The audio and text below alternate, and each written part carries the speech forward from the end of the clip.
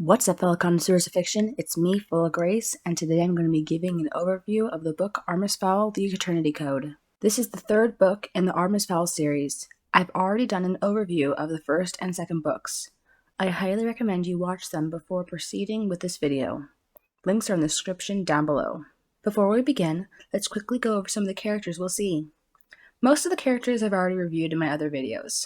Artemis, Butler, Holly, Foley, Mulch, and Juliet. It's been only a couple of months since the end of the second book. That means the only thing to mention is that Juliet's been off training to be a bodyguard, but she's still not at Butler's level. The billionaire, John Spiro, is short, thin, and has eyes like a rat. The American is a cold-hearted backstabber. Arno Blunt is Spiro's bodyguard and will do anything to get money. We start off with a bit from Artemis's diary. Since he now has both of his parents back, he can't hatch any devious schemes. So, just before his father gets out of the hospital, he may as well pull off one more while he still can. Artemis and Butler meet Spiro and Blunt at a restaurant. Artemis is displaying an invention called the Sea Cube, but when Spiro learns it's only a prototype and isn't for sale, the rich American takes the Sea Cube and has Blunt and all of their prearranged goons attack. Butler stops all of them, but not before taking a bullet for Artemis. As he dies, he tells Artemis his full name. Thinking quickly, Artemis gets his bodyguard in the restaurant's massive freezer. With the promise of police on their way, Artemis calls one of Butler's old contacts. Artemis asks Detective Justin Barr to keep the police away from the freezer. Reluctantly, Barr agrees, but while Artemis is off to get a portable cryo chamber, the detective takes a look for himself.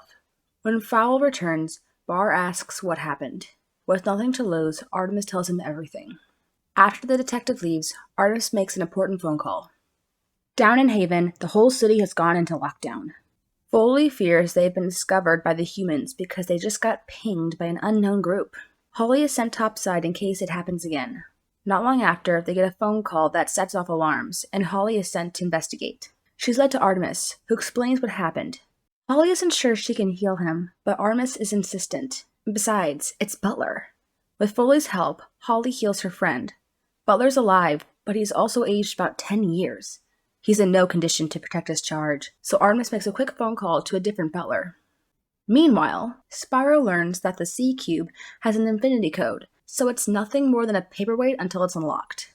The only one capable of unlocking it is Artemis, so Spiro has a team sent to capture Artemis. Luckily for the youth, Mulch is offered a spot on that team, and once he realizes who the target is, makes sure he's on the team just so he can somehow save Artemis. Back at Fowl Manor, Artemis is explaining everything to Butler, while Holly's off replenishing her magic. Suddenly, Mulch shows up, explaining who sent him and his teammate and why. Unfortunately, Mulch doesn't realize that his mic is on, so his teammate hears everything and storms in. He has a gun on them before they notice what's up. Thankfully, Juliet shows up in time to take him out. Unfortunately, they still have a very big problem. Artemis puts some fairy tech into his cube, so they need to get it back. The fairies are furious, but Root allows Holly and Mulch to help if Artemis, Butler, and Juliet agree to be mind-wiped of the fairies' existence after everything is done. After 2 hours, Artemis has a plan.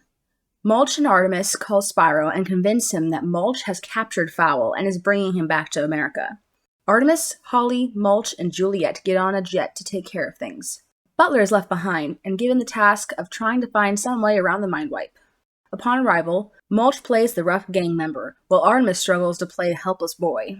Spiro is thrilled and takes Artemis straight to the Sea Cube. When Fowl tells the rich American that it'll take him weeks, maybe months, to break his infinity code without his notes, Spiro begrudgingly agrees and throws Artemis into a cell. Meanwhile, 2 of his goons are tasked with killing Mulch. Thankfully, Artemis saw this coming, and the dwarf talks the rather dumb goons into burying him alive. Not long after, Juliet and Holly get the same 2 goons alone and mesmerize them. With the help of fairy tech, the 4 of them, plus Foley helping from underground, manage to get to the Sea Cube. Unfortunately, Spiro saw this coming and is waiting next to the cube. After going on for a bit about how he's far more powerful than Artemis, Spiro insists that the youth give him full access to the cube. Carefully, Artemis gives access of the cube over to Foley, and tells his captor that he had to reset the device so it's back to its default settings. Ever the dramatic actor, Foley enjoys messing Spiro. The man is delighted and starts making plans to get at his competitor. Foley tells Spyro that he can't access his rival competitor's database since it's not connected to the internet. The only way is to go there in person. With a bit of careful prodding from Artemis, that's exactly what Spyro decides to do. With background help from Holly, Juliet, and Foley, they trick Spyro and his goons into thinking that the whole security team is passed out and that the invading team isn't showing up on the security cameras. Once the evil group is in, Juliet calls the police. Spyro is shocked when he learns that only Artemis was wiped from the camera feed. At a signal from Holly, she drapes Artemis in a camfoil, making him disappear. Spyro loses it and starts shooting up the place. While Juliet and Holly discreetly help the police arrest Spyro and Blunt, Artemis quickly hacks into the fairy computers and makes a very important change. When Butler is called to the police station to report Blunt's attempted murder on his person, he slips into the room covered in a camfoil and convinces Blunt that Butler's ghost is going to take him to hell if he doesn't confess to all his crimes. The police are baffled by Blunt's sudden change in attitude. With everyone back at Fowl Manor, it's time for the fairies to wipe the minds of Juliet, Butler, and Artemis of all knowledge of the people. If you want to know if our 3 favorite humans can beat the mind wipe, how exactly they took down Spyro, what is Butler's first name, and what important change to the fairy database Artemis made, then I highly recommend you read the book Artemis Fowl, The Eternity Code. In fact, go ahead and read the whole series written by Owen Colfer. Anyway, I'm Full0Grace, and I'll see you all next time.